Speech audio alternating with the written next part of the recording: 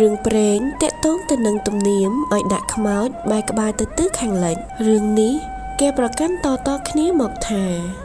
តាំងពីកាលព្រះឥសូរកោរចុកឲ្យព្រះភិក្ខុជាបុត្រដូចមានដំណើរក្នុងសាសនាព្រាហ្មណ៍ថាព្រះឥសូររៀបចំកោរចុកឲ្យព្រះភិក្ខុតែភ្លេចអញ្ជើញព្រះអង្គាខ្ញាល់ក៏បណ្ដាលឲ្យកំបិតកោរទៅកាត់យកក្បាលព្រះភិក្ខុហើយបោះចូលទៅក្នុងមហាសមុទ្រព្រះឥសូរក៏ប្រាប់ពេលពិស្ណុកាឲ្យទៅរកក្បាលមនុស្សឬដេរឆានណាដែលដេកដាក់ក្បាលទៅទិសខាងលិចព្រះពិស្ណុកាទៅរកមើលឃើញតែដំរីពីរក្បាលដែលដេកដាក់ក្បាលទៅទិសខាងលិចក៏កាត់យកដំរីមួយក្បាលទៅថ្វាយព្រះឥសូរ